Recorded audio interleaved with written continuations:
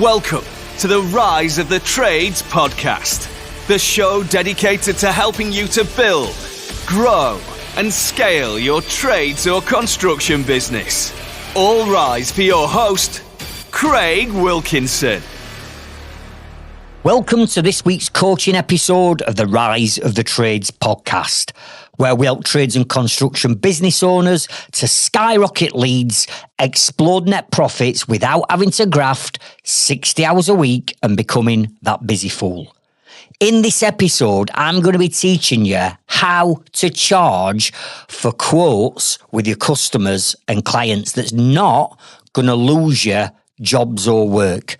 But to do that, there's an 8-step critical framework that you need to implement before you can start charging for quotes. But before we go there, I'd just like to ask you a quick favour.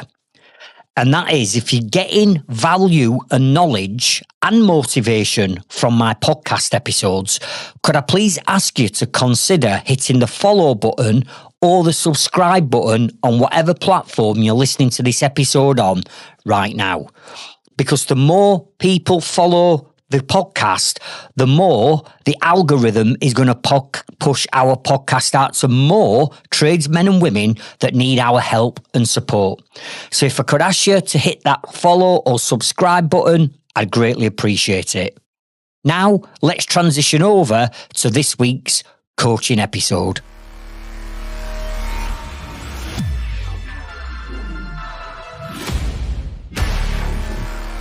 There are loads of benefits in running your own trades or construction business, right? But there are also a lot of negatives. And in the 32 years in which I've been running my businesses, one of the biggest frustrations that I felt, and I'm sure you'll agree with me, is the amount of time that you waste on time wasters and tire kickers that actually ghost you once you've given somebody a price. I mean, come on. Let's face it, a lead comes in and then ideally once it's qualified, which again, most people aren't qualifying the leads, but I'll come on to that. What we've got to do then is when the lead comes in, we've got to go and survey the job. And this doesn't matter whether it's a domestic job or a commercial job. We've still got to go and have a look at a job, right? So let's assume that we're going to drive 25 minutes from where you're based now to go and have a look at a job. While you're there, you might spend 45 minutes having a walk round job, chit chat with customer or client, measuring up. Then you've got a 25-minute drive back home or back to your office from that job.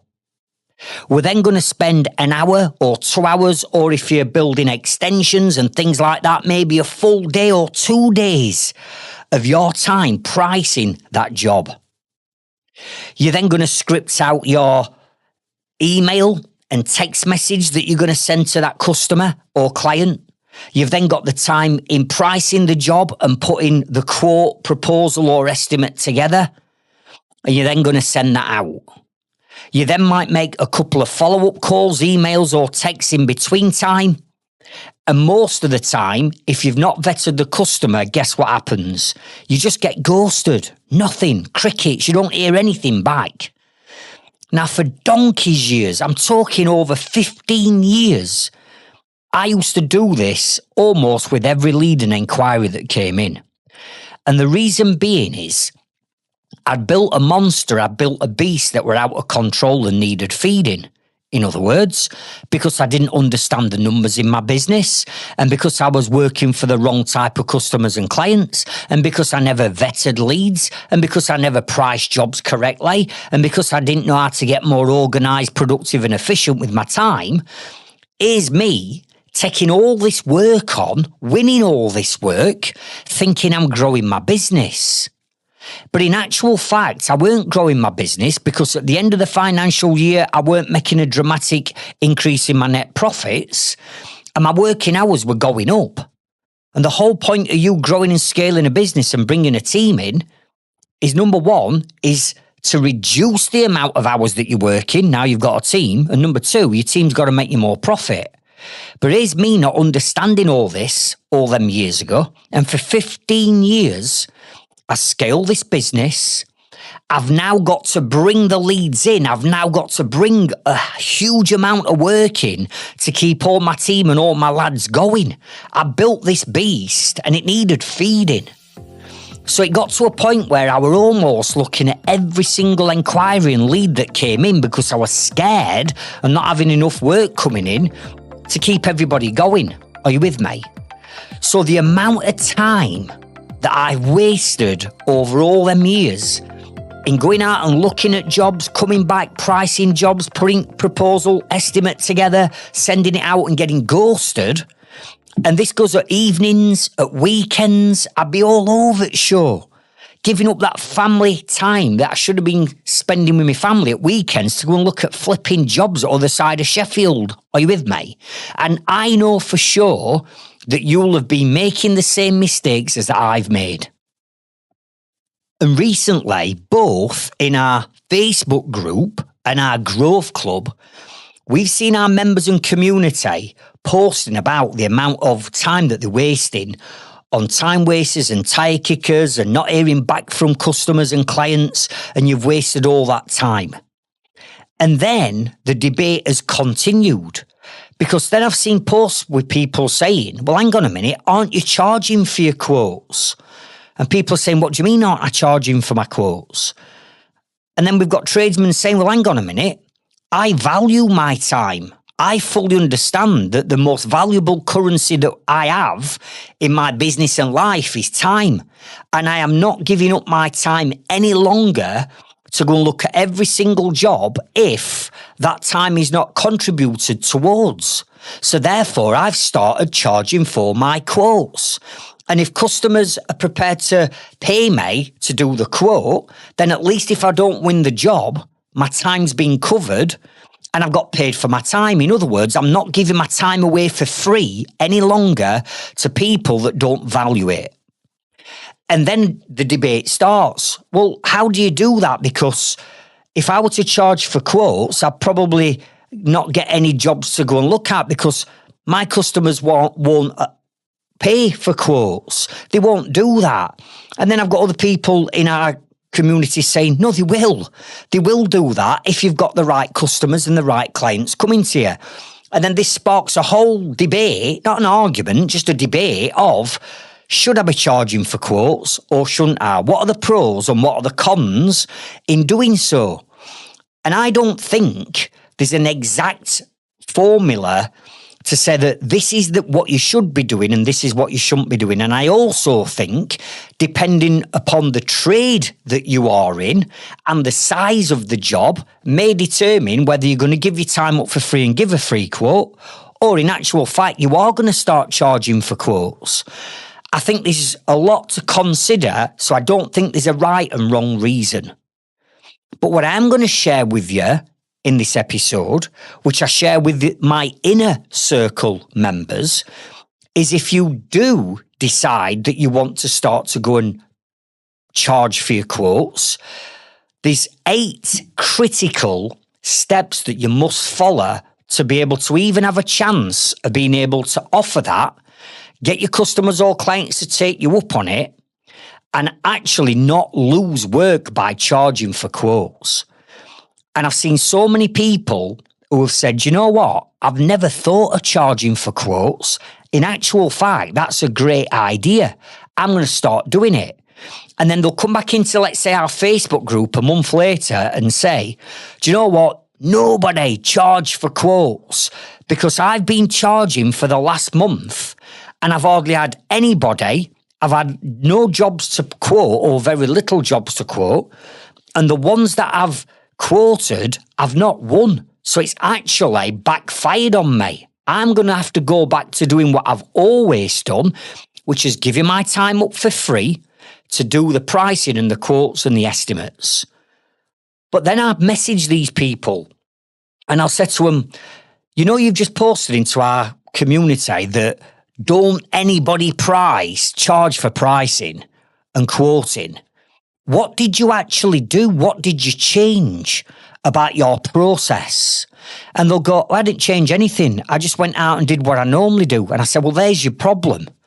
Because you can't one day be giving quotes for free and the next day start charging for them without changing the customer experience and the authority and the value that you're bringing to those that do want to pay for the quotes. Do you get me? And then when I explain it to them, they're like, do you know what, Craig? I never did any of that. And I said, right, well, go back and implement these 8 steps into your business and then come back to me and give me a feedback on the results and the conversions at that point. And I teach this within my inner circle.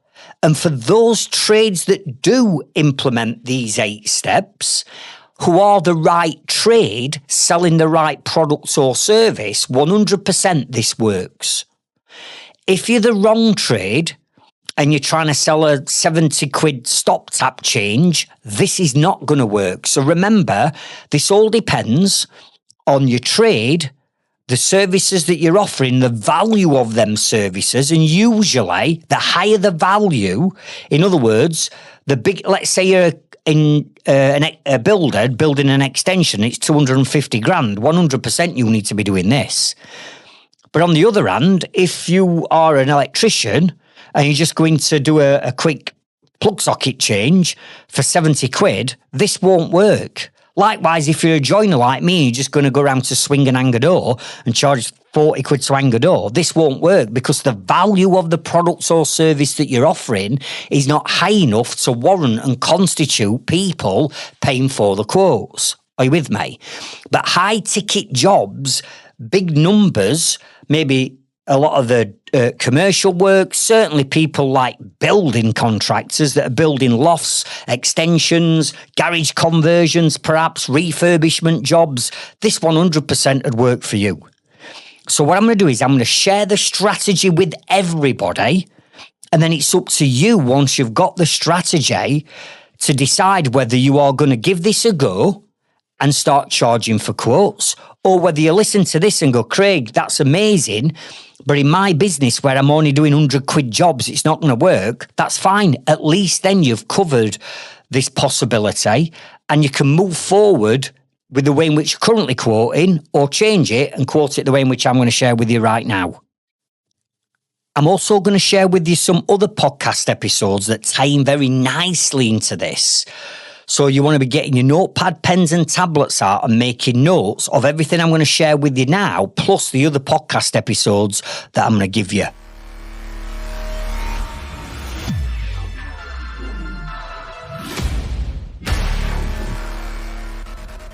Now, in this chapter, we're going to be exploring why you can't just start charging for quotes tomorrow. Because there are certain things that you've got to do or change or improve or implement into this strategy moving forward. Because let's face it, if you're going to be saying to people that you're charging for quotes, they're going to ask themselves, why are you charging for quotes? I could probably ring 10 different tradesmen or women up and not one of them's going to charge me for a quote. So why am I having to pay for a quote from you, Craig? What's the difference? What's the value? What am I going to get from you that I'm not going to get from the other 10 tradespeople that I could ring up and come round for a free quote? And you've got to be able to demonstrate in your marketing, in your messaging, on your website, on your social media, on your landing pages, in your videos, in your blogs, in your vlogs. You've got to be able to demonstrate and get this message across on the reason why you are charging for quotes. And if the customer can understand the reason why you are charging for your quotes, because they're going to get extra value, a greater experience, a more professional company, not only just pricing the job, but doing the job if they are successful, that is what the customer needs to understand. It's the why.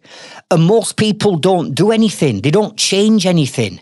So therefore, they're not going to be able to afford to charge for quotes because they're not demonstrating why they are more valuable than what the other 10 other businesses are. Do you get me? It's all about adding perceived value into this equation. And if you're not prepared to do these 8 steps that I'm going to share with you, then don't charge for quotes, because the likelihood is you're going to lose work, not win work. The whole part of you charging, right, for your quotes is to get rid of as many of them time wasters as we can, only leaving the cream of the crop. But if you are then going to be dealing with the best customers, then you've got to deliver the best customer experience and value and wow that customer. Do you get me? It goes hand in glove, or otherwise there's a disconnect. So that's the reason why. So let's start with step number 1. And I want you to write down, your branding has to justify the fee. Let me say it again. Your branding has to justify your fee. Listen, let me just be blunt. If your branding looks average, looks no better than anybody else's, it's not going to wow your customers, not going to set your customers on fire. They're not going to look at it and they're going to go, I want to work with this company. I don't know what the messaging is yet, but looking at the branding of this company, these look the dogs. I want to work with these. And if you listen to a lot of what I teach, particularly in our growth club and inner circles, and I've got to be honest with you here, I'd say 7 out of 10 trades or construction businesses have got the wrong brand. And the reason being is you're not experts when it comes to branding and marketing. So when you set up your business on day 1, however long ago that was, you've cobbled together a business name, and a lot of people use their initials or the name, their personal name in it, and they bring the ego inside of it, or they choose a name that nobody really understands, or they name it after the kids or the road in which or the house they lived in and the road they were on when they set the business up, all this nonsense, right? And you come up with a name, and then you come up with a bit of a colours and logos and strap lines and fonts, and you club this together on a shoestring budget with no experience on day 1. But what you don't understand is, as you go through the years and in some cases decades, you as a person change. You grow. You grow yourself. You morph. And therefore, as you start to grow, your business starts to grow. And all of a sudden, 5 years later, you're probably offering a different product or service that you did do on day 1. Or you've got rid of a lot of those products and services that you offered on day 1 just to keep you busy because it didn't make you profit. Either way, your business is growing. You've got a new vision and a new direction that you're taking your business in. But all along, the business name and the fonts and the colours and the symbols and the strap line, all that lot still looks like a one-man band amateur business. But now you're growing. You might have got 5, 10 people working for you. You might have got 4 or 5 vans on roads. You're growing, but as you're growing, you're carrying around this cheap, tacky, amateurish brand that you cobbled together on day 1. And therefore, the branding is holding you back. So number 1, you've got your business branding. Number 2 is the personal branding around your business. In the fact that I'm a big advocate on saying that your personal brand, i.e. you and your team, are as important now as your business brand. Because when you pull up outside somebody's job, let's say in your van, it's not your logo that gets out of the van, knocks on the door and goes and does a survey. It's you. So your personal brand, photographs of yourself, your bio, videos, video testimonials of customers name dropping you in there. All your personal brand needs to be wrapped into your branding. And again, I look on people's websites, and even on one of the ultimate sales tools, which is the website, I still can't see a photograph of the business owner or the team. There's still no videos of the business owner on the website. There's still no introduction video on the website. And these are just basic things that you should have in your business in today's day and age, but most people ain't got them. So all of a sudden, you've got to think of this. If the customer is going to be paying you to do a quote, and they look at your branding, which is the first thing that customers look at. Remember, your branding is your shop window. It's open 24/7.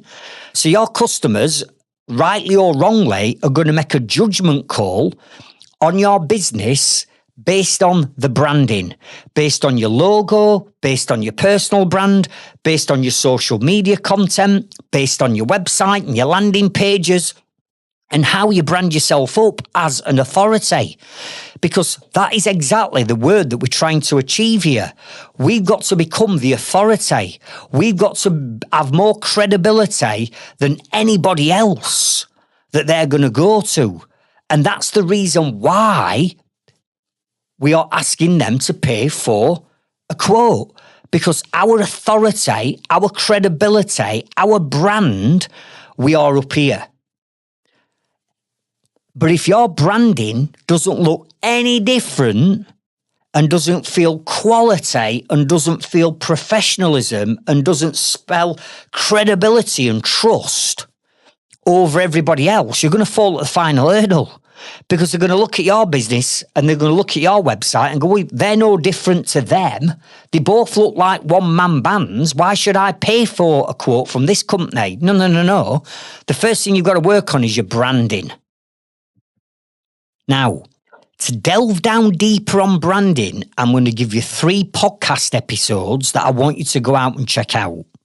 So go back to episode number 20.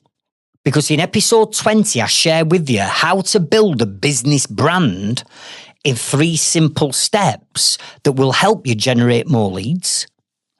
The second episode is episode number 57, which is how to build a personal brand to attract more leads. And the third episode is episode number 100. And this is with Charlie Mullins, who some of you might have heard of. He's the world's most successful and richest plumber. He sold Pimlico Plumbers for £145 million. And I interview him, and a lot of that interview is all around getting the right branding.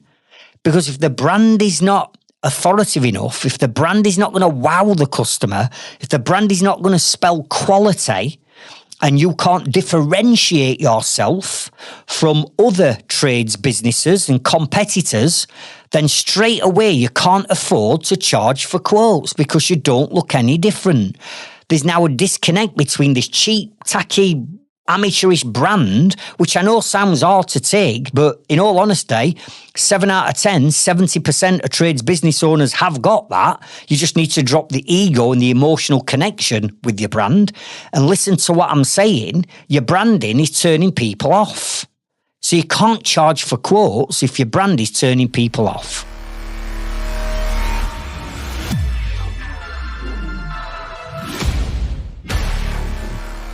Critical step number 2. You've got to pre-qualify the leads by putting them through a vetting process before you even give up any of your valuable time to go and see or survey a job. And come on, you know what it's like. I opened this podcast up by saying that I used to just about look at almost every job. And that was my own downfall and my own fault because I'd built a beast that needed feeding.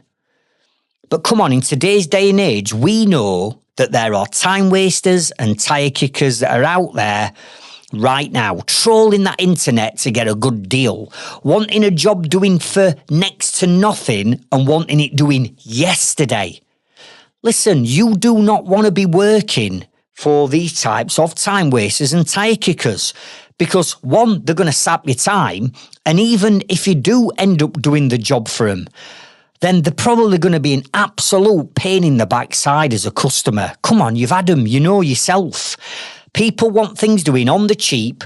You even get people nowadays saying, well, listen, can we knock the VAT off? No, we can't knock the VAT off because I've still got to pay VAT on the materials. I'm now losing money. You get people saying, oh, your price is a bit high. Can you break your price down so I can see your labour costs and your material costs? No, the cost is the cost.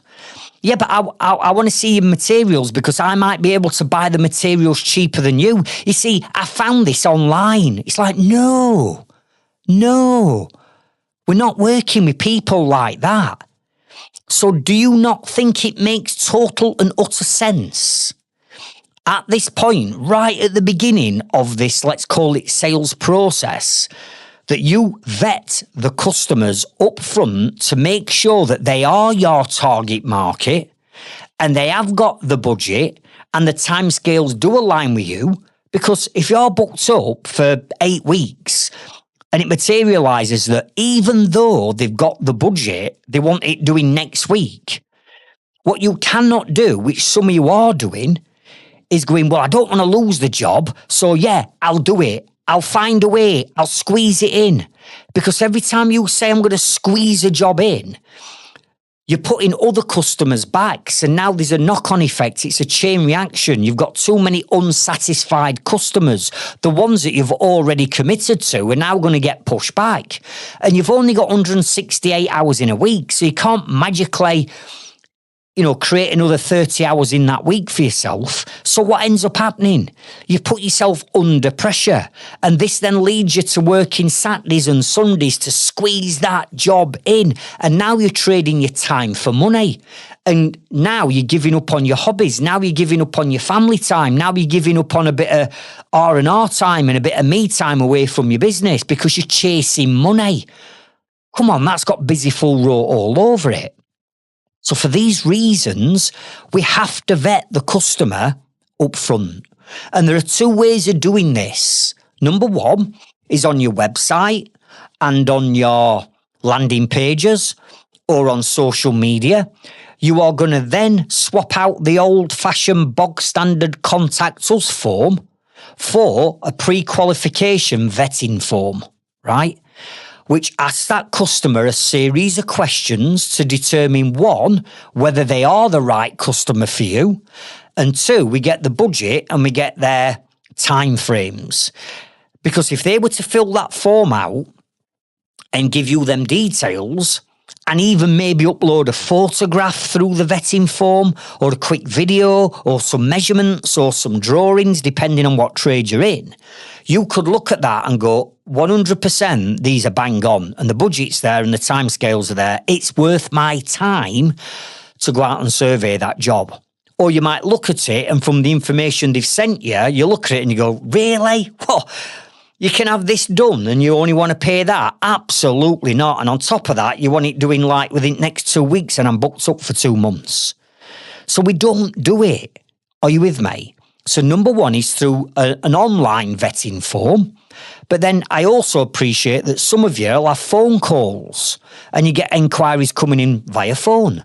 Well, whatever vetting form questions you come up with for your online vetting form, they're the same questions that go into a phone call script.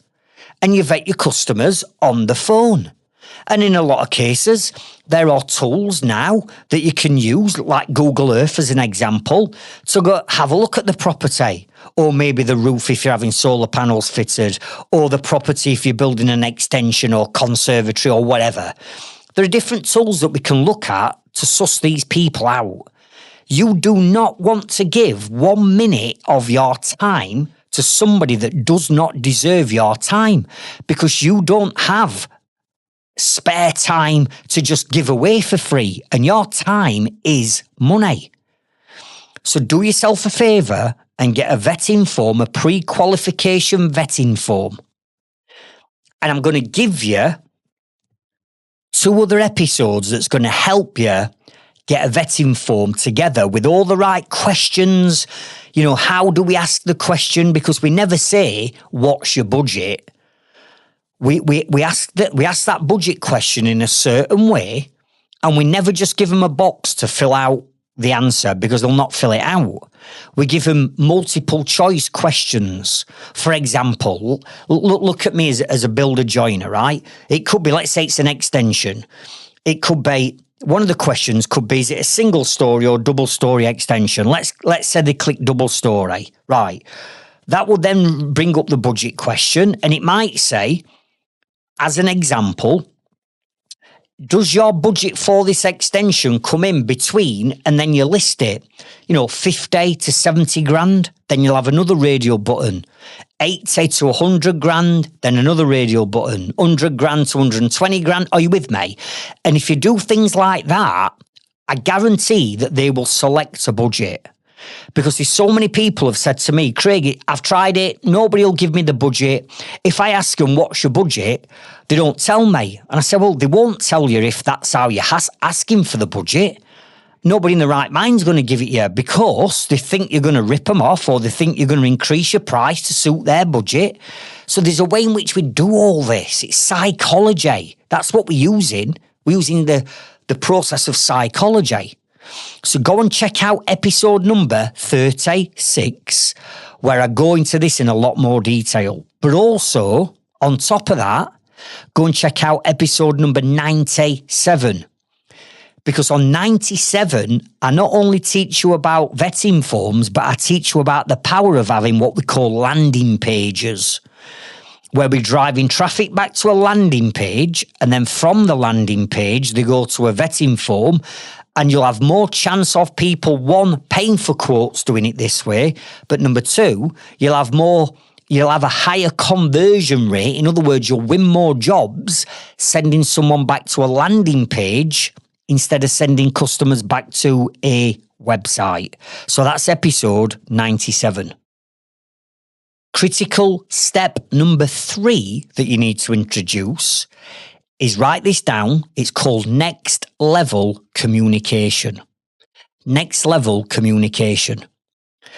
And honestly, I still don't get it in today's day and age that when we've got apps and software and AI that can trigger automations and communication without you having to do a great deal or lift a finger, why is it acceptable in today's day and age for tradesmen and women to, number one, not even answer the freaking phone? Honestly, the amount of trades what you'll ring and they don't answer the phone. I mean, come on, this is a potential job. This is a potential pre-sold, ready-to-buy warm lead. But because you're busy, or you're on the tools, or you're on a roof on top of scaffolding, or whatever you're doing, you don't answer the goddamn phone. Well, listen, how are you supposed to scale and grow your business if you're not even going to do the basics and answer your flipping phone? Oh, it's all right, I'll let it click to voicemail and I'll pick it up at end of day. No, that's not acceptable in today's day and age. In fact, customer service experts say if you do not answer your phone within 3 rings, it's poor communication, it's bad customer service. So even though you might answer it on 7th ring, it's still poor in today's day and age because everybody wants things yesterday. Everybody wants speed and convenience. Why am I waiting? Why ain't this tradesperson answered the phone? It's ridiculous. So number one, communication, like answer the flipping phone. You can outsource this to a VA. Inside our partner software called Leadzilla, you can build an AI bot, a voice bot that answers the phone for you and talks to the customer as though it's you. So what's your excuse? Then we've got emails and text messages. And come on, you will have done this, I guarantee it, where somebody sent you an email and it might be a customer chasing you for a quote. Oh, Fred, you came out to give us a quote last week, but I've not heard anything back from you. And you're busy and you see email, you see it, and you go, oh man, I'm like spinning all these plates, I'm firefighting, I ain't got the headspace to deal with that. I should have got back to her last week with a quote. So what do? You leave it. You leave it sat in your inbox. And then they're ringing you and you're not answering your phone because their name pops up on your phone. So you're ghosting them now. And then after a second follow-up email to you, saying, look, you came out, I've sent you an email, I've tried ringing you. Can you just get back to me and let me know if you're interested in our job? You send them back an email going, oh, I'm sorry, Mrs. Jones, but your email landed in our junk folder and I've only just spotted it. Rubbish. You've seen it, but because of poor communication, because of the lack of time that you've got, because you're firefighting in your business, You don't respond on email. And it's the same with texts and WhatsApps, direct messages on Facebook and Instagram and TikTok and LinkedIn. In today's day and age, if you are not going to communicate instantly with a customer and give them that experience and that professionalism, that wow, as soon as I ring them, phone's answered within 3 rings. Every time I send them a WhatsApp or a text message, I get a response almost immediately. Every time I send an email, I get a response by email within like half an hour. These are brilliant because let's face it, you don't have to do a great deal more in terms of communication to make you look authoritative in the business compared to your competitors, because everybody, 9 times out of 10, you're awful at communication. Why? Because you're doing it all manually. And when you're doing it all manually, it's relying on your time that you haven't got. So why on earth, in today's day and age, have we not systemized and automated everything communication-wise in our business? Why aren't we allowing our customers to go to a survey calendar, choose their own time and date that they want you to go and do the survey, that you've already selected? I'm available on these dates at this time. Choose which date and time you want me to come and do the survey. They click it, that sends them automated email and text, and in that email and text is a video, a link to a video of you saying, thank you so much for booking your survey in. My name's Craig Wilkinson and I'm the owner at blah, blah, blah company. Let me just explain to you what's going to happen when we come to do your survey.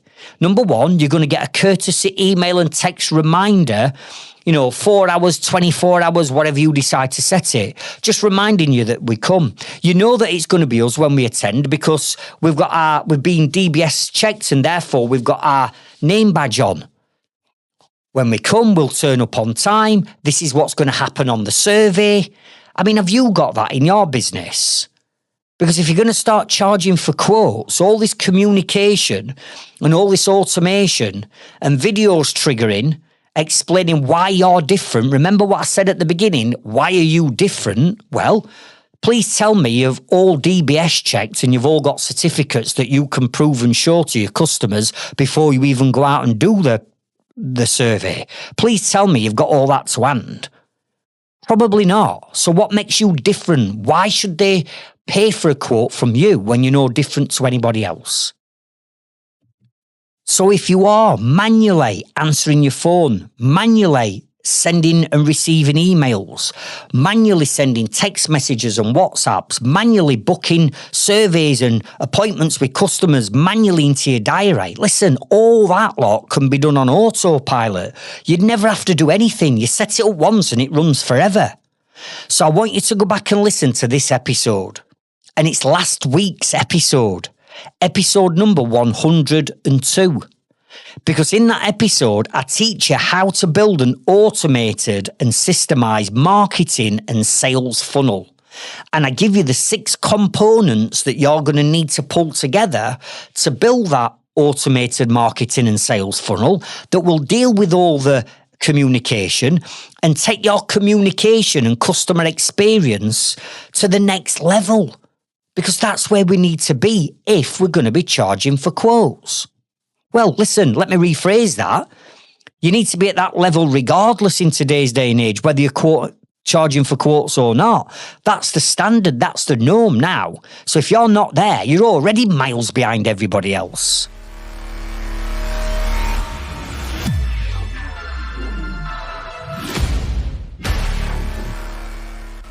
Critical point number 4. Write this down. Price there and then if you can. Price there and then if you can.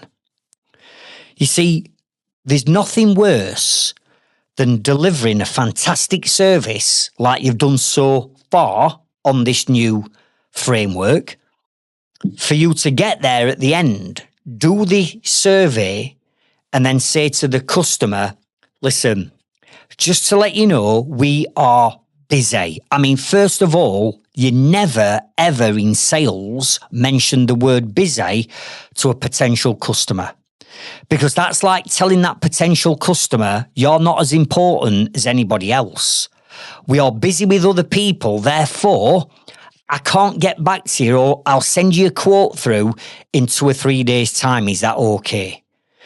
In today's day and age again, that is not okay. Now, hear me out on this one. I do understand that for some, let's say trades or some businesses, you giving them an accurate, on-the-spot price that's confirmed there and then is a step too far. I get it. Again, I'm going back to the bigger types of projects. Like a builder, if you're going round to look at a double-storey wrap-round extension, and then on top of all that, they want a kitchen and they want the patio doing and, landscaping walls when job's done. I get that. I understand that you're not going to be able to walk around that job and give them a to-the-penny price. But if you're experienced enough and you've got some, let's call them, budget calculations on how much your extensions cost per square metre, that includes things like your footings, your brickwork on outside, your insulation, your wall ties, your block work, your dot and dab, your plaster, your skirting board and a liquor emulsion on inside. There's certain things that you can do that the customer is made aware of before you go out, that this is not an absolute bang-on figure. But given the fact that they've already got the budget, because they've told you that on the vetting form, you might be able to walk around on the bigger projects and from experience of doing X amount or other extensions, in this example, give them a realistic budget figure to tie them over. But then there will be other trades that are doing jobs. And let's say it's plumbing and heating engineers and you're fitting boilers at $2,500 to $3,000. There's absolutely no reason whatsoever that you could go into somebody's house and give them a price there and then for that new combi to combi swap or tanks out and a combi boiler put in, change your rads, power flush, whatever it is you're doing. Come on. You're telling me that on that job there and then, you can't just go into ServiceMate, which is another piece of software that we recommend, that you can't go into ServiceMate, price the job as you're walking round, or it's got this flue, it's got these controls, it's got that pipe work, it's that boiler, it's whatever, and then say to the customer while you're there, "Oh, Mrs. Jones, can I just double check your email and mobile number, please?" "Oh, yeah, it's this, Craig." "Right." Ping. "Oh, what's that?" "What's that, Craig? What you just sent me?" "Oh, Mrs. Jones, that's our detailed proposal. That's our timescales and when we can fit the job. That's our terms and conditions, and that's an invoice to pay a deposit. How would you like to proceed?" What's to stop you from doing that? Because in ServiceMate, you need to speak to Jamie Curtin at Flow State. Jamie could build that out. In fact, he's done his work. If you're a plumbing and heating engineer, Jamie's worked with probably 1,000 plumbing and heating engineers to do that. But it's not just plumbing and heating he works with. He works with all other trades. So what I'm saying is, customers do not want to hear, "I'll send you something over in a few days' time because I'm busy." Because at that point, doubt starts to creep in. "Oh, I've got to wait now." And they're all excited. And remember, customers want speed and convenience in today's day and age. Everybody wants things yesterday and nobody wants to wait. So now you just deflated them by saying you've got to wait 2 days. During which time they're receiving other quotes that have come in, maybe from other plumbing and heating engineers in this example that have used Jamie Curtin's master package, and therefore they're quoting there and then. And momentum starts to die with the customer because now there's a big waiting game. "Oh, I've got to wait for quote to come." No doubt there'll be a typical tradesman where they don't send me the quote on time because they're busy, and then I've got to start chasing them and I'll not be able to get hold of them because they're busy. You see what's going off in that customer's mind? You're killing your own sales process. So if you can give them the price, automated, systemized, like I've just shared, then do it, because you've got more chance of winning that job. Because some people, probably me included in this, as a buyer, if I'm getting, let me give you an example. Last summer, I wanted somebody to come out and do some work on our garden, some landscaping, right?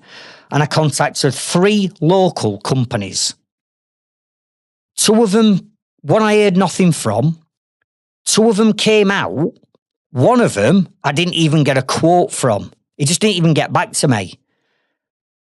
The other one, he came back to me. All right, didn't give me a price there and then, but he came back to me the day after with a really good proposal.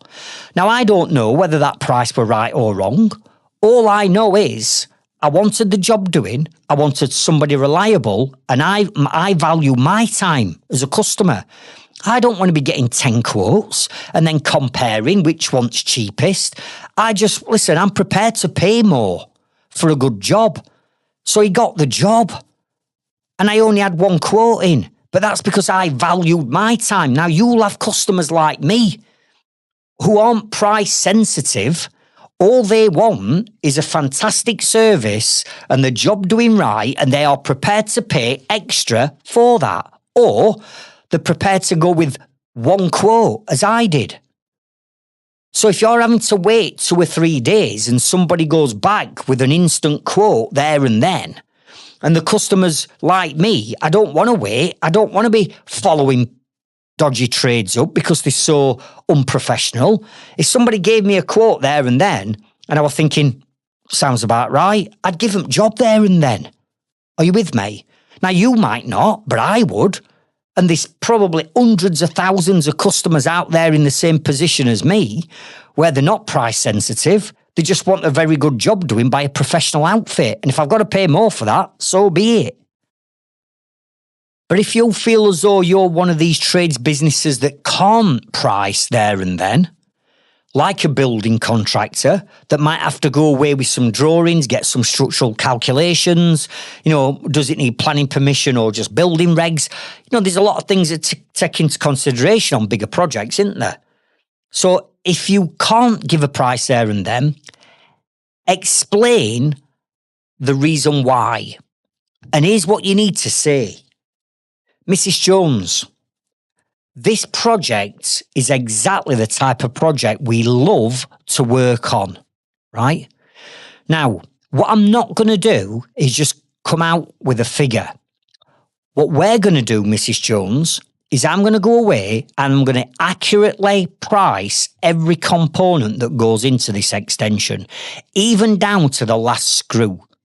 And the reason why I'm doing that is, number one, I want you to get the exact specification and the exact end result that I know you're dreaming of. And number two, we want to make sure that it's affordable and within your budget. And therefore, to do this, it's going to take me 48 hours to do it. And what I will do, Mrs. Jones, I will send you an email at 3 o'clock on Thursday afternoon containing whatever it is it's going to contain. How does that sound? Now, when you explain it that way, their motivation, their doubt and their momentum doesn't drop because you've told them why it's going to take you 2 days. And the reason why is to benefit the customer, not benefit you because you're busy. Do you get me? So there's all sorts of psychology going off at this point.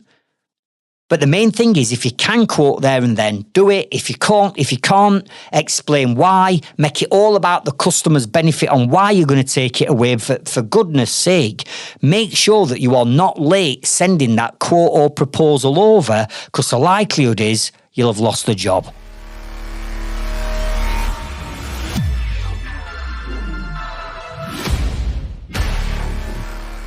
Critical point number 5. Write this down. Your quote or your estimate or your proposal, whatever you call it, must be a sales document. Write it down. Your quote must be a sales document. Let me clarify what I'm talking about here. At this point of the process, we've moved away from the marketing strategy, and the marketing strategy is what we need to do to get the lead in. Now, at this point, the lead's come in and it's been vetted. So at that point, your marketing strategy finishes. And what picks up the next part is the sales process. So from you going out, all that communication, booking a survey with you, triggering emails and texts with videos in, you going out and doing the survey, you then producing the quote, all that lot is what we call the sales process. And most trades business owners have had no training in sales. In fact, last week on Inner Circle, I've started a new Inner Circle group. And in this Inner Circle group, we were talking about creating their future business vision. And I was saying, let's talk about sales. And first thing I said is, raise your hand if you've had any sales training. Not one person out of a group of 20 people put their hand up. And that is standard for tradesmen and women, because we just think that we are a tradesperson. Some of us edge towards becoming a businessman or woman, which is great. But ultimately, what you need to become, whether you like it or not, is a salesperson. And I'm not on about pushy and sleazy and taking Mrs. Jones to the cash machine and stood next to her while she takes her deposit out. I'm not on about that. I'm just on about learning some simple sales techniques that's going to help you when you're doing the survey and when you're putting the proposal together. And what I mean by this is, I still can't get it in my head why, again, in today's day and age, when we've got software, apps and AI that can produce a stunning looking quote that looks like a high quality glossy brochure that almost looks like a website, but it's not a website, it's a quote. Why are people still sending quotes out on things like Xero or QuickBooks or your accountancy software? Please don't tell me you're sending quotes out on accountancy software. Or you've got a Word document and you're putting everything onto a Word document that's like a letter-headed piece of paper and you turn it into a PDF, right? All that lot is absolutely outdated and is not going to set your customers on fire and alight with what you're going to provide for them. You see, when your customer gets a quote, usually it'll be done on something like Tradify, which the quotes look not very good, right? I'm not knocking Tradify as a software, by the way. I'm not saying that.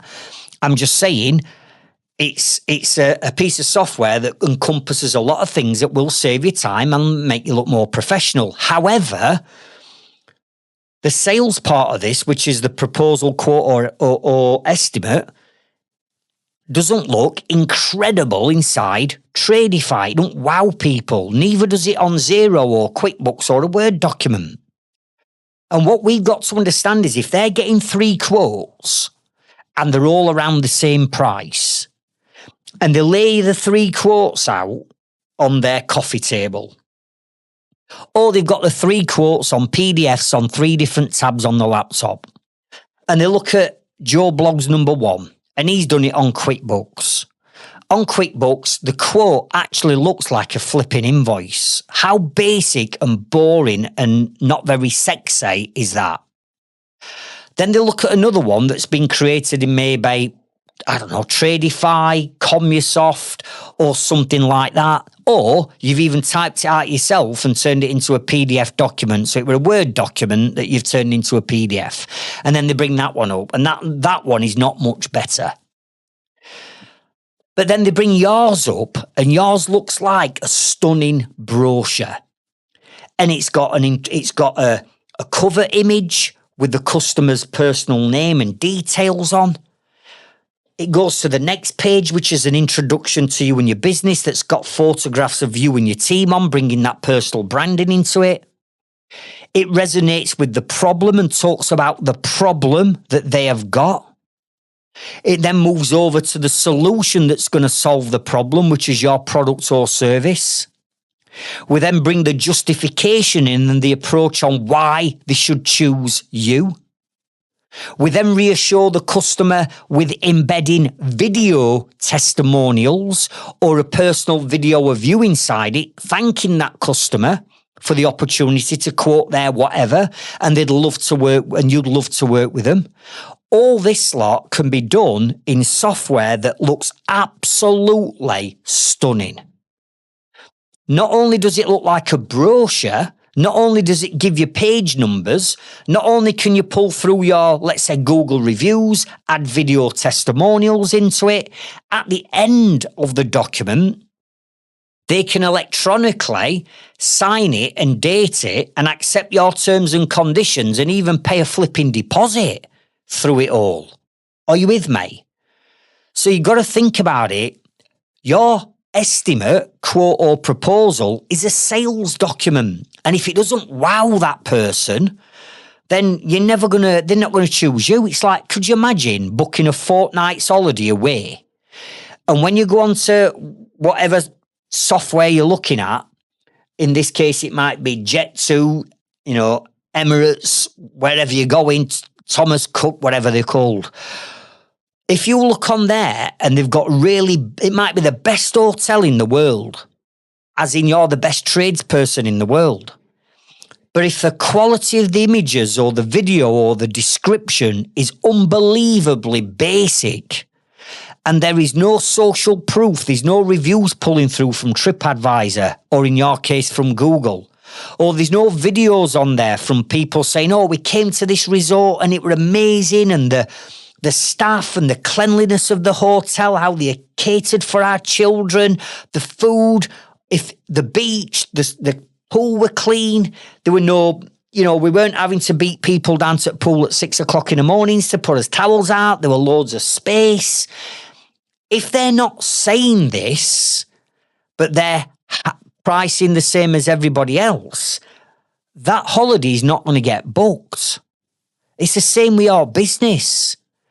If you don't present your proposal in such a way that wows that customer and makes it look super sexy and makes your competitors who have used QuickBooks or Xero look like tin pot one-man band outfits, then what's different? Why should they choose you? There isn't no difference. So what I want you to do is I want you to go and check out a couple of pieces of software that I'm going to recommend that will make your proposals look incredible. Embed videos on there.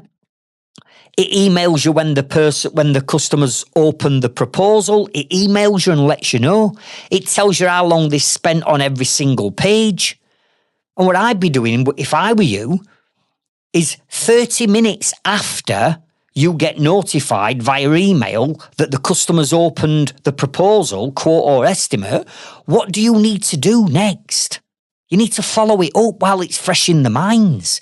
Get on phone, follow it up, ask them if they've got any questions. Are you with me? So the 3 pieces of software that I'm going to recommend to you are as follows. Number 1, the first one is called Better Proposals. Better Proposals. The second one is called Panda Docs. Panda Docs. And the third one is called Quotient. Quotient. Go and check them out and you can set them up as a template. So once you've set it up once, you've got it. So again, just for ease of this, let's say for argument's sake, you are a heating engineer. It's an easy example, right? You could set up inside either one of these, a template for boiler installations, a template for boiler repairs, and a template for boiler care plans, as an example. And the set, all you do is go and change a few things, save it, email, WhatsApp, and text the customer the link to it. They can open it up. It looks a stunning looking brochure. You get notified they've opened email. Half an hour later, you ring them up. How professional is that?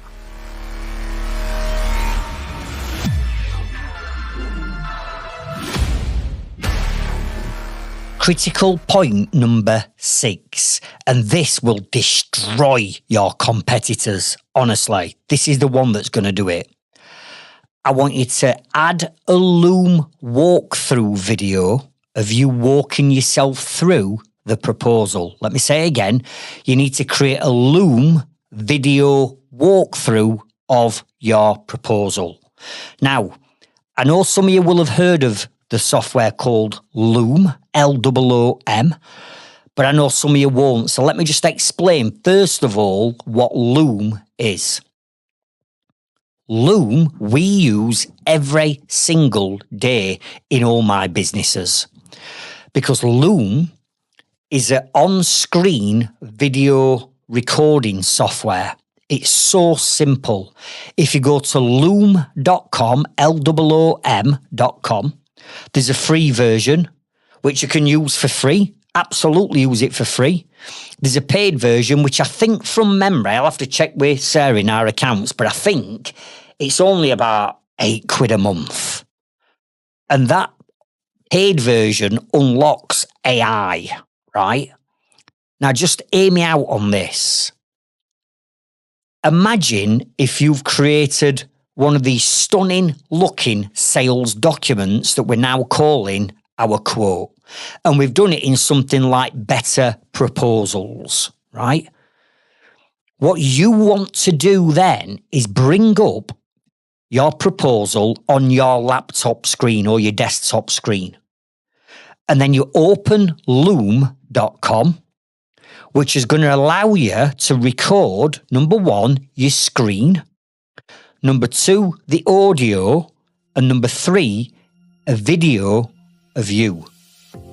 So I'm sure you must have been onto, let's say, a YouTube video, and you've seen someone doing a tutorial about some software, let's say. And let's say in the bottom right-hand corner, there's a circular, almost like a profile picture like you get on Facebook, but it's not a profile picture, it's a video in the bottom right-hand corner in a little circle of the person that's walking you through that tutorial, right? That's the software called loom.com. Now, this just blows everyone else away, because what you need to do is get your proposal that looks stunning on your laptop, fire Loom up, and then what you do is you click record, and it puts a little video of you in right-hand corner. In actual fact, you can drag that little circular video of you anywhere on that screen, but the best place to position it is in the bottom right-hand corner. You've got your audio, so now it's recording your screen. And what you're going to do is you're going to record yourself walking yourself through the customer's proposal. And this doesn't matter whether it's a $2,500 boiler in the examples we've been using, a boiler quote, or a $250,000 extension. You walk yourself through the quote. Hey, Mrs. Jones, in this video, I'm just going to share with you your proposal that we've put together for you specifically for your project. Mrs. Jones, I just want to say a massive thank you for, first of all, allowing us the opportunity to come and quote for your boiler. And I'm going to walk you through, cover all the details off, and at the end of this video, you will have a full understanding of what we've included in your job and what we haven't included in your job. And I'll also walk you through what happens next if you want to accept our proposal. Right, so this is page 1, Mrs. Jones, and on page 1, and then you explain what's happening on page 1. Now, don't forget, these look stunning. And what I would do if I were you as part of creating their proposal in something like Better Proposals is obviously you're going to take photos or even videos of the job that you're pricing to remind you what it is.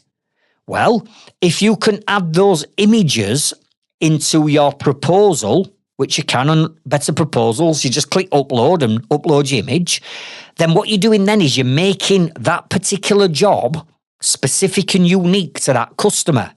Because what you might be showing on that image that you've just uploaded is you might be saying, look, this is your existing boiler, Mrs. Jones, and it's currently situated in your bathroom, in a bathroom cupboard, and this is it. And as you can see, your flue exits from, your bathroom wall. And what we're going to be doing, Mrs. Jones, is we're going to be moving your boiler from out of your bathroom and the flue, and we're going to be putting it underneath your stairs or whatever. And then you'll have a photograph of the position, the new position, and you'll be walking them through it. And if there's any sort of like little challenges on that job, or in this case, difficulty in routing pipes, and they might want boxing in, you can explain that on the video. If there's anything that you want to bring up extra, you can explain it on that video. Are you with me? So you're walking them through page by page of that video, right? Walking through the proposal. Now, the benefit of this is, number one, you're going to destroy your competitors because they're not doing it, right? Number two, you're building these four things down, and this is what I teach our Growth Club and Inner Circle members with their marketing strategy and sales process. You've got to build these 4 words into it. And the following words are know, K-N-O-W. How can we get people to get to know you better? Number 2 is the word like. How can we get more people to like you? The 3rd word is trust. How can we get more people to trust you? And the 4th word is confidence. Because when we hit the emotional trigger of confidence in marketing and sales, that equals a new job. So when you're walking through this video, number 1, they're getting to know you better, right? Because you've not just sent something through on an email that's been knocked together in Xero. So they're getting to know you and your business. You're talking to them. Number 2, they're getting to like you because now you're on the video and it's you. They're looking into the whites of your eyes. They're now building up that likability factor. Number 3, they're getting to trust you because all of a sudden you're doing a hell of a lot more than what your competitors are doing.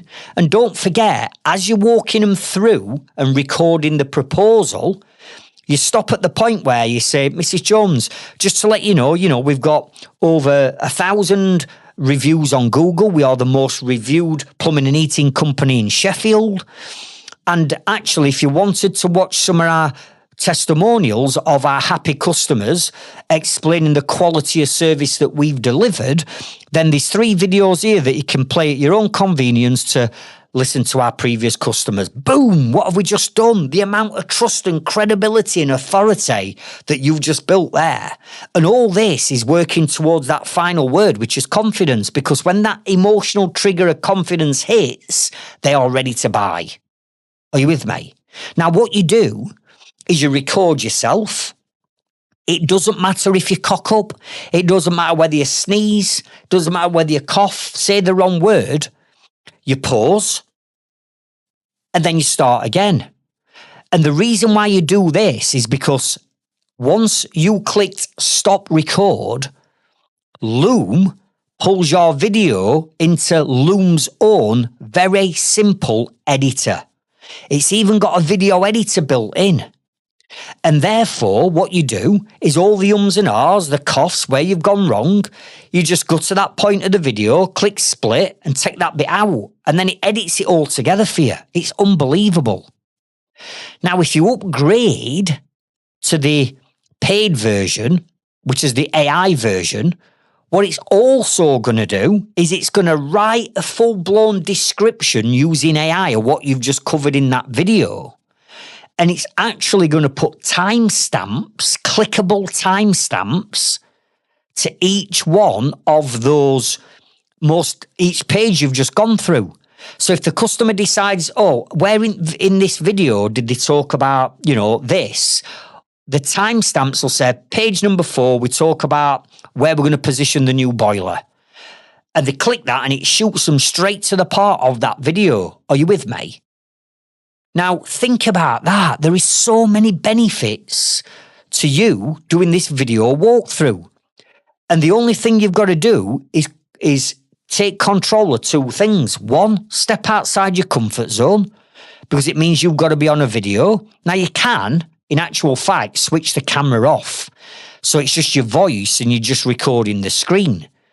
But if we're going to build know, like and trust, that like and trust comes into it when you're on the video. But if you'd wanted to switch that off, you can switch your camera off. But once you've got that and it's edited up, the URL link that Loom give you, just copy the link. And when you're going to send this proposal via email, text and WhatsApp, which I encourage you to send it by all three mediums.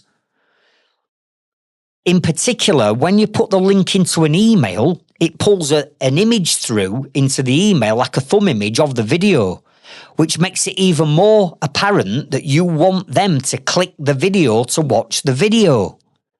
What you then do, your Better Proposals link. You put the Better Proposals link in as well, so they can click that link to pop up your sales document proposal on screen. And what I do is I make it even more bulletproof. And that is, as well as linking up the proposal on a link, you can export the proposal out of Better Proposals or PandaDocs as a PDF. So I would upload that as well. So if you think about it, imagine getting an email.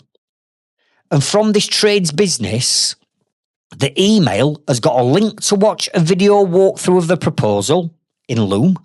It's got a link for them to click to bring their proposal up so they can follow you through the proposal. And attached to the email, have got a PDF of the proposal. I mean, come on. How amazing is that? And it doesn't matter what trade you do. You just got to get outside your comfort zone and do something different that takes you a little bit of time.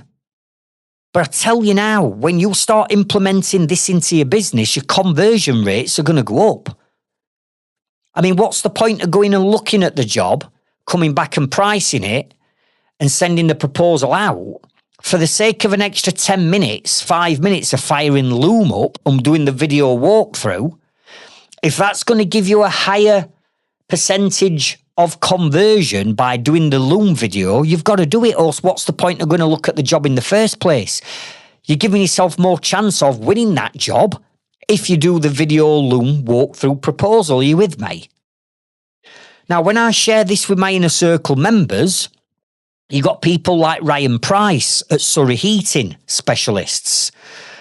And when Ryan started using this and he does fit boilers, his conversion rate went through the roof. And we've took him from fitting 80 boilers a year by implementing the strategies learnt on my Inner Circle and using what I'm sharing with you on this podcast, is it's now took him to fitting over 300 boilers a year. So you can imagine this extra 10 minutes, that's all it's going to take you. And in some cases, it might take you less than 10 minutes when you get used to using Loom, because it's like second nature. Why wouldn't you do it? Are you with me? Another Ryan as well, actually. You know, as you know, at the Trades Freedom Club, we build websites for our members, right? But websites that actually convert. So we build the websites, including all the SEO. So when we're doing our proposals or quotes or estimates, we do exactly the same. And we do a video walkthrough of what we've included for in the website. Everything from all the 16 features that you need adding to your website, all the way through to the SEO and the keywords and everything else that we're going to do. And on average, our video walkthroughs of a website proposal on average take about 30 minutes. So if my team do the video walkthrough, it'll take them half an hour just to do that video walkthrough.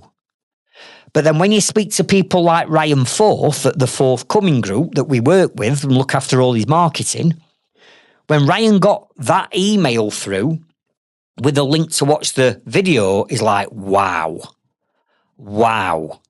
We've had websites built in the past, Craig, and I'm telling you now, not any web designer has gone into that level of detail that you've just gone into on that video walkthrough. We fully understand what we're getting.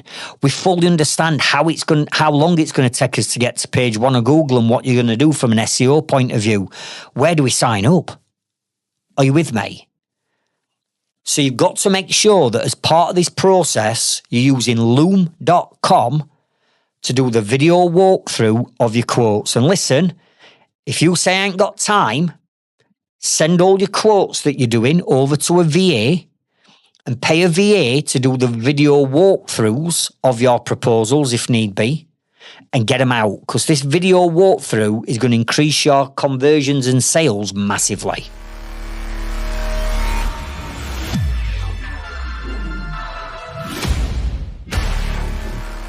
Critical point number 7, write this down. The quote fee must come off the job. The quote fee must come off the job. Now, I know I've put this towards the back end of these points, but in actual fact, a lot of this will be promoted up front as part of your marketing strategy and getting the message out there.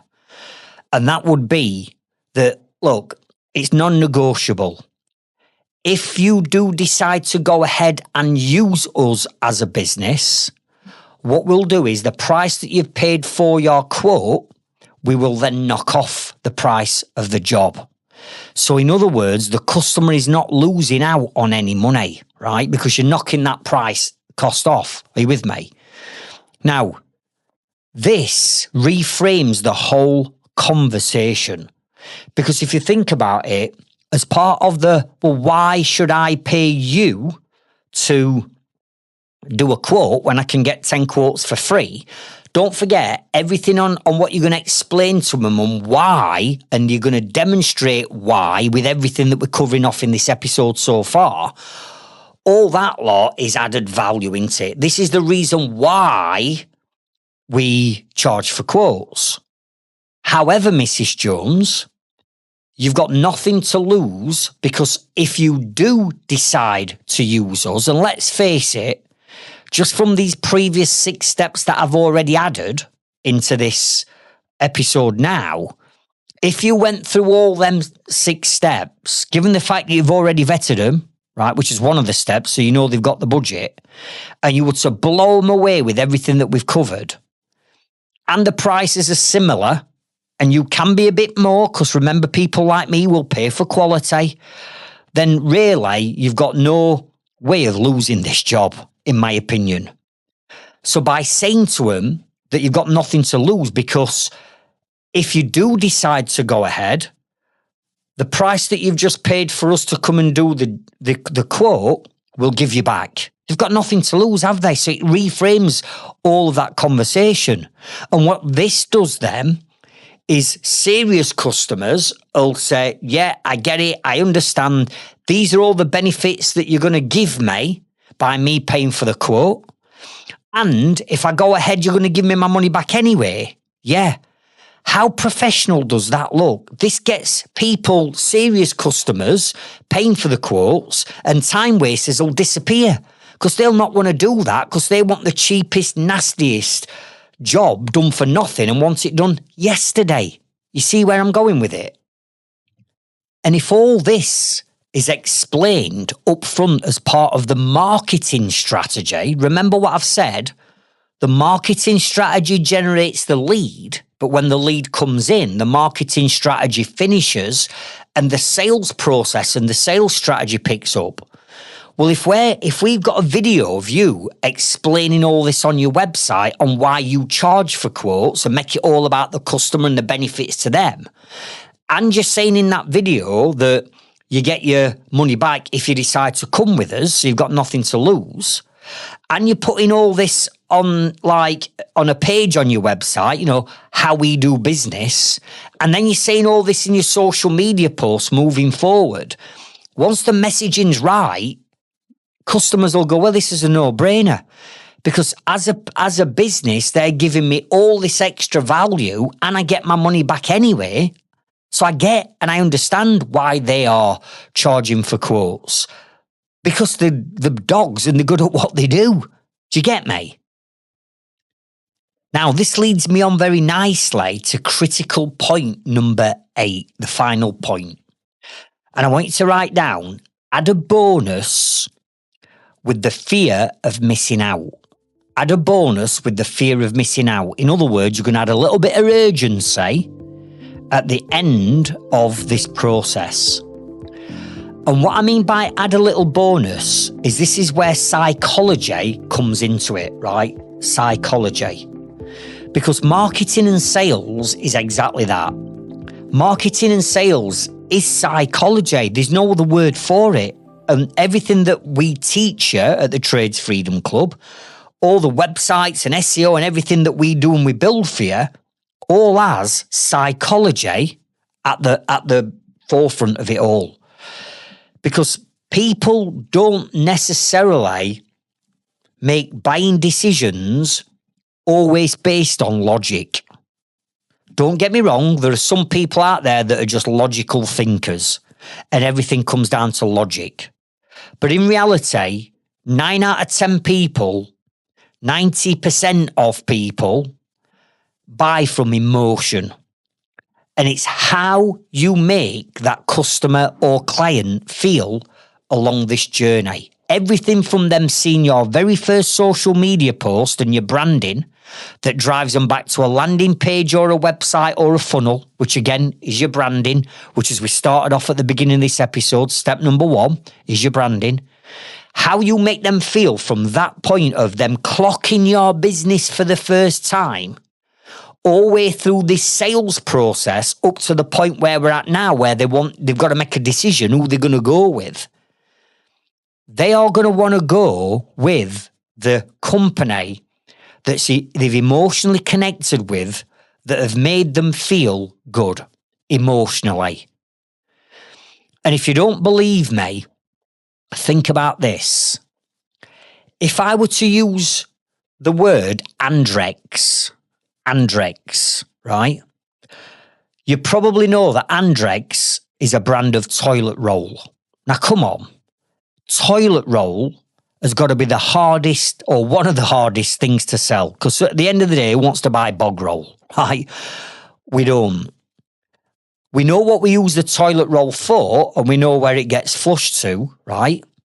But think about Andrex and their marketing. What do they use as a prop, as an emotional bribe, as an emotional trigger in all their ads? If you remember, they use a little puppy golden Labrador.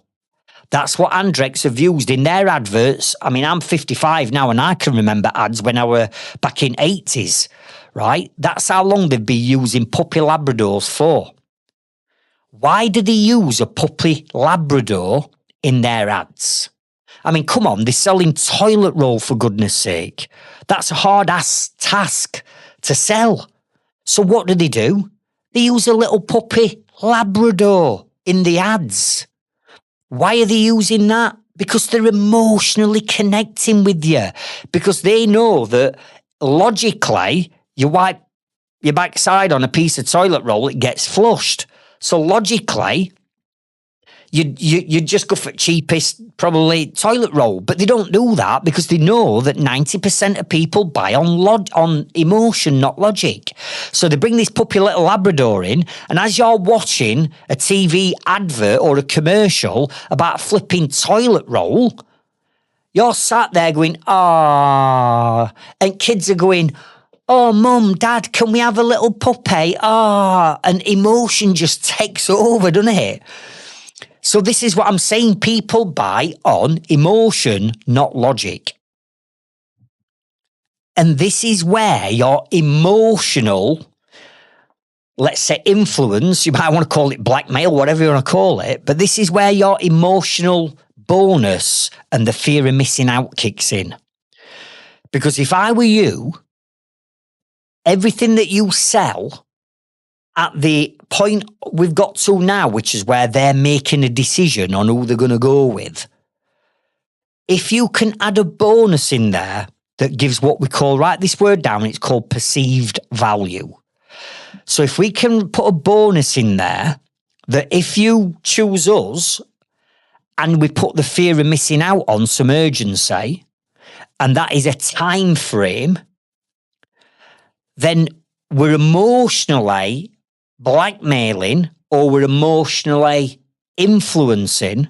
Forgive me, I don't want it. I've used the word blackmailing, but I'm just using that in context. I don't mean we're trying to rip people off or do things as unprofessional. I don't mean that. I think you know where I'm going with the context of this conversation.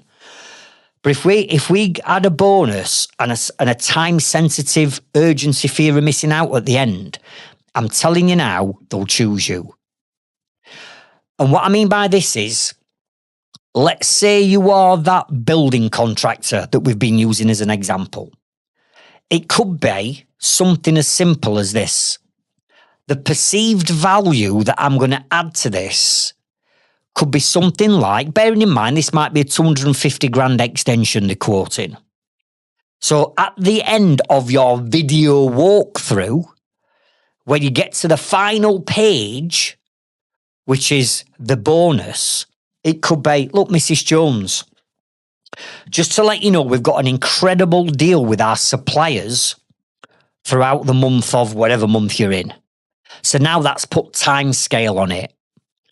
And what they've said to us is that they will replace any plastic sockets or switches with either chrome or gold or the choice of your colour during the month of whatever, up to the value of whatever. So you could say, if you go ahead with us this month, we've got a great relationship with our supplier. They've said that they will provide us with chrome sockets and switches throughout the whole extension to the value of £697, but we can only move forward with this during the month of whatever. Are you with me? Now, you can put as many little bonuses as that together. You know, if you're building a 250 grand extension, you could say, and on top of that, our standard doors that we offer are white colonial doors. But again, we've got a great relationship with our supplier, and what they said is they will provide us with oak doors or something like that. Are you with me? To the value of £3,300. So, Mrs. Jones, you know, it's in your interest to proceed with us during the month of whatever, because you're going to get this amount of bonuses all for free. So it's perceived added value that they're getting for free if they take action during the month of whatever. Do you get me? It's a little bonus at the end. It's a sales tip and a sales strategy. But likewise, you could do this with anything that you do. You know, go back to the plumbing and heating example. You could say at the end, you know, during the month of whatever, if you have a boiler fitter by us during the month of this, then what we're going to do is we're going to do your first year's service for free worth £120, but only during the month of whatever. And I'm telling you now, you'll get people not wanting to miss out on that because this is psychology. That's like saying to themselves, hang on a minute, I've got something for free, but I'm going to turn it away from this company that has been absolutely bang on communication.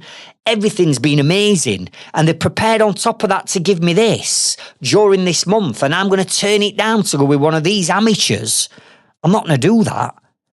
So just by adding that bonus, the fear of missing out and a sense of urgency at the end of the proposal, and again, if you're doing the video walkthrough of it, you're walking through and you're explaining this at the end, that's like closing the deal. That's like a little sales pitch at the end that you didn't have to do in the home to feel uncomfortable doing. You're now doing it on a video that's benefiting that customer. Are you with me? You've got to put a little bonus in at the end. And if you do that, I guarantee that you will increase your conversion rate in sales.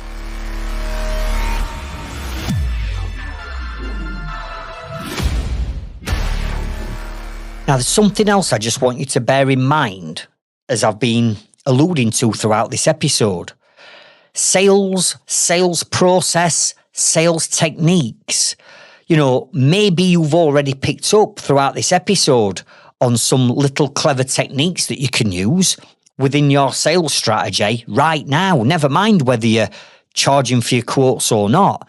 There's lots of things. For example, the Loom video. You don't have to just do the Loom video. If people are paying for quotes, you can do that anytime. You don't have to just put the bonuses in and the fear of missing out at the end. If you're doing paid quotes, you can do that anytime. Are you with me? You don't have to have a vetting form just for paid quotes. So there's all sorts that you can take out of this episode. But what I will say is this. When it comes to sales, you've got to stop apologising for your prices, right? And you've got to stop questioning, is my price too high? Because if you apologise or you think in your own mind that your prices are too high and you want to start knocking them down, particularly if you don't understand the numbers in your business, if you think that, then your customers are going to think that and you're going to get rejection. It's going to shine through. You've got to be confident in your approach when it comes to this sales process. Again, whether you're charging for quotes or not, you've got to be confident. And if you sound unsure, your customers are going to feel unsafe. And that trust that we've got to build is going to disappear. So charging for your quotes actually requires belief. And if you believe in yourself, if you believe that you're worth paying for up front, then your customers will believe that you're worth paying for up front. If you start to make yourself more exclusive and more in demand by the marketing messaging that you're putting out there, then your customers are going to feel exactly the same. Remember what I've always said. Whatever content you're producing, whether it be a social media post, a video, a website, a blog, a leaflet, whatever you put out there, your potential customers are going to make a judgment call on you, whether that's right or wrong. Now, I don't know about you, but every bit of marketing that I create and my team create in all my businesses, we're positioning ourselves as the experts, the number ones, because we are. We are the number ones. I was the first trades and marketing business coach on the scenes back in 2012. I set the standards. Everybody's trying to keep up. You know, I launched podcasts, I launched programs, I launched this, I launched that. And then all of a sudden, everybody else is launching things and everybody's basically copying what I'm doing. And I know that's happening, but I don't mind, because whenever I'm at the front, and I'm going to cross that finishing line first, which anybody who knows me, you know that I'm relentless in pursuit of success. There's nothing or anyone going to beat me over that finishing line. If I'm going to run through a 6-inch reinforced Matabar concrete wall and the goals of mine are on the other side, listen, I'm going through it. So I know I'm winning the race with all this because I'm setting the standards. But as long as them arrows are shooting me in my back from my competitors, if that's what you want to call them, I know wherever they're hitting me in the back, I'm in front. The time I have to worry and you have to be worried is when them arrows are hitting you in your chest, because that means your competitors are ahead of you. And if you're listening to any of these 8 steps and you're thinking, well, Craig, I've got some of these steps in place, but I ain't got them all. Let me telling you now, with respect, you're playing catch up. You're playing catch up to all my inner circle members, because they know all this and they're doing all this, and they might be your competitors that live in the same town or city as you. So now you're playing catch up. Are you with me? So all this is just about, it's not being arrogant. It's not being cocky. It's not being having an ego and I can charge for my prices. Why can't, for my quotes, why aren't you? It's a case of being confident in the product or service and your ability to deliver that to your customers in the highest concentration at the highest level. And if you are that confident that you are as good as what you keep telling everybody, there should be no reason why you don't have to consider charging for your quotes. Now, I'm going to leave you with some action tasks on what I want you to do and go away from this episode and do. And I'm going to walk through in a quick summary of what we've covered, But as I'm going through each one of these points, I want you to honestly answer the question with honesty and integrity. And what I mean by that is, I want you to ask yourself, am I actually doing this in my business right now? Because if you are, brilliant. There might be just one or two of these extra points that you need to bolt on, and then you've got a finished article. But if you're going through these 8 points and the majority of them you haven't got in your business, you've got a little bit of work to do, but I guarantee that the work that you're going to do is going to increase your sales, which should, in actual fact, if you know your numbers, increase your profit margins. So let's just go back and start with point number 1, which was your branding.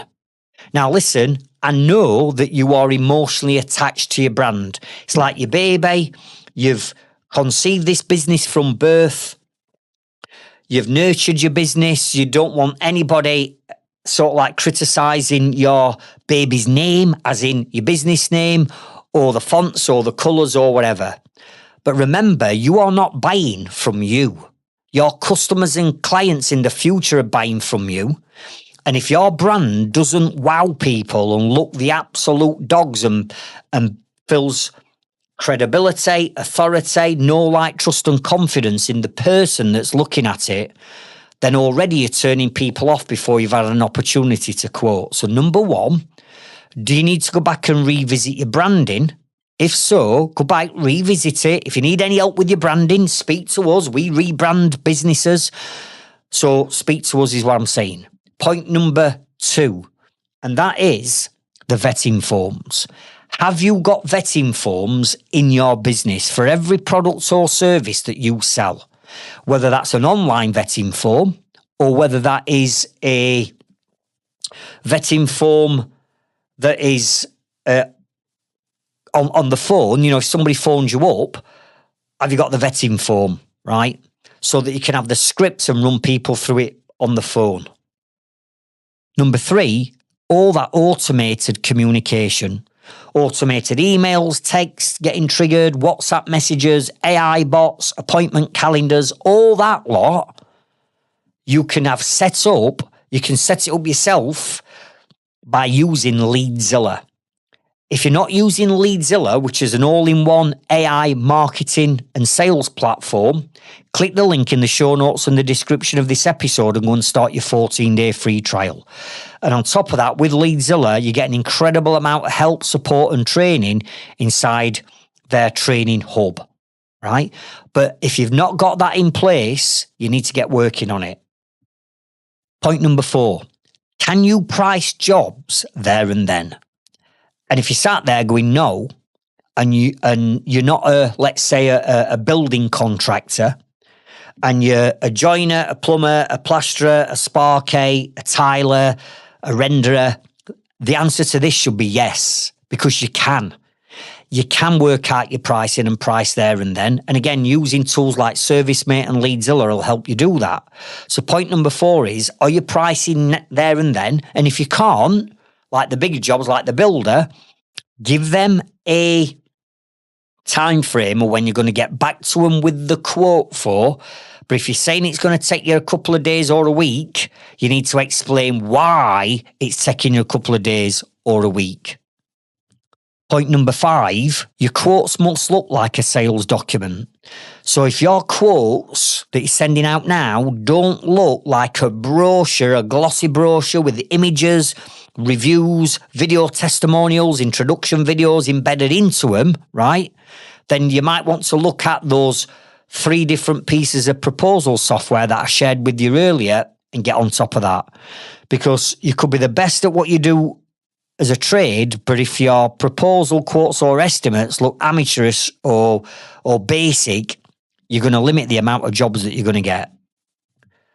Point number 6, are you doing a Loom video walkthrough of you explaining your quote in detail to your customer and then attaching that video to the quote on the email, text or WhatsApp or all 3 that you're sending out? Because you really need that Loom video at point number 6. Point number 7, remember, if you are giving a quote and somebody's paying for it, you're going to reimburse them that payment back if they decide to go with you, to make it an absolute no-brainer, right? They're not going to lose anything, because if they choose you, they're going to get the money back. Point number 8, you need to add the bonus and the fear of missing out and the sense of urgency from a psychology and emotional point of view. You need to add that at the end of the quote. Give them a perceived value, something that values high, but in actual fact don't cost you a lot. Might cost you a couple £100, but the perceived value is it's going to save them £700, as an example. And the time frame, only available in the next week, 2 weeks, month, whatever. If you put that in, then I guarantee that you'll generate more sales. So I want you to go through them 8 points and honestly tick them off. Have you got them? If you haven't got them, you need to get to work on bringing these in place. And remember, this is all about paying for quotes, or your customers paying you for a quote. But in actual fact, you could do this anyway, whether they were paying you or not. And finally, if you're not a member of our free Trades Freedom Club Facebook group and community, I'd encourage you to click on the show notes and the links in the description of this episode and come and join our Facebook group. It's a brilliant group full of positive tradesmen and women that all want to help and support each other. If you want to take it to another level and you want to consider joining our Growth Club, there's a link also to our Growth Club where you can check out all the benefits of becoming a member of the Trades Freedom Club and our Growth Club. And remember, for things to change, you have to change, or all you'll ever have in your pocket is change. I'll catch up with you on next week's episode, and I'll meet you at the top. Thank you.